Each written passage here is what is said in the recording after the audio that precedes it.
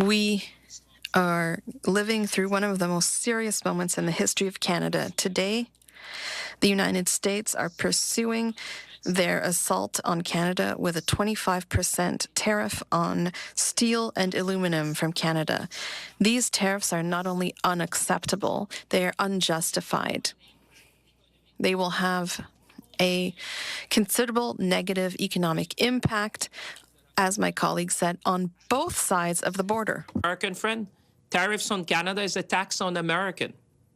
And as I've seen someone yesterday saying, these tariffs are bringing the Wild West on the factory floors across North America. This needs to stop. This is hurtful for workers. This is hurtful for industry. This is hurtful for the competitiveness of North America. Canadian steel and aluminum are essential for North America. And we live in a time, as my colleagues have said, that where you see a nexus between economic security and national security. We need to preserve what we have achieved over generations. From energy to defense, to automotive, shipbuilding, and countless other sectors of our economy, Canadian steel and aluminum fuel North American supply chains. Actually, I was with the association representing aluminum. So one job in the United States, one job in Canada in the primary aluminum sector support 13 jobs in the United States. That's the ratio 1 to 13. This is how integrated we are when it comes to steel and aluminum in North America. But let's be clear. This is more than just about supply chains and big industry. This is about people. This is about our workers. This is about families and community all across this country and across the United States. They are the ones paying the price.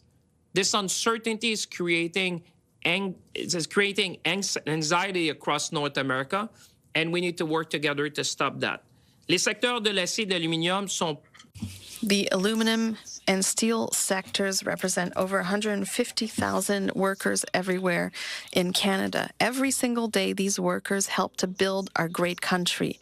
And that's why today, before these unjustified tariffs, we are answering with robust counter tariffs, as my colleague, Mr. Leblanc, explained. This will have a direct impact on different sectors of the economy on both sides of the border. U.S. tariffs. We're not alone in doing that, as Minister Joly said. The European Union has reacted. Our friends and allies in Japan have reacted. The world is reacting against these unjustified tariffs. But let me be clear. This is not something that we want to do. This is not something that we like to do.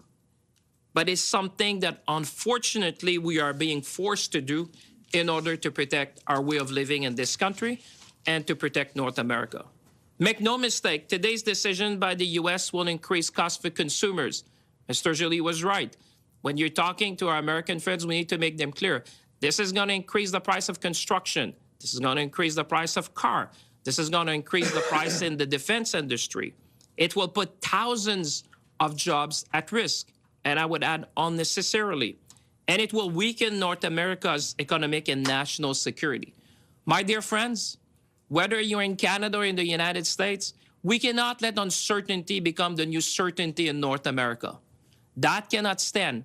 That will make us less competitive. That's going to weaken us. And that's going to affect our economic security and ultimately our national security. Ce climat d'incertitude doit évidemment... This climate of uncertainty must end. And I'm not the only one to say so. I would ask you to look at what the CEO of Ford said and Alcoa, who talked about the effects on the industry. Ask governors south of the border. Ask Wall Street. Look at the impacts on the economy. To stand up for Canada by supporting and defending our workers and our industries, and I would say our way of living as Canadian. But we also need to change our attitude. We need to change our posture, and we need to change our way of doing things in this country. This needs to be more than just a moment. It needs to be a movement to become more resilient in this country, a movement to become more confident in this country, a movement to become more ambitious in this country, and a movement to be more Canadian in this country. There's many ways for us to do that. I've said many times to Canadians, the best way to do that, the biggest power we have is our purchasing power. As my colleague have said, we can start to buy local. We can buy Canadian. Because after all, we're the largest customer to the United States of America. We will diversify our industry, we will diversify our exports, but we can also choose to buy local. That's going to make a difference to the small and medium-sized business across our country. Tomorrow, Minister Leblanc and I are planning to join Premier Ford in Washington to convey these messages as forcefully as Canadians can do. In conclusion, let's stop with this tariff nonsense. And let's work together to make North America more competitive, more innovative, and more resilient. Our people on both sides of the border expect nothing less from us. Merci tout le monde.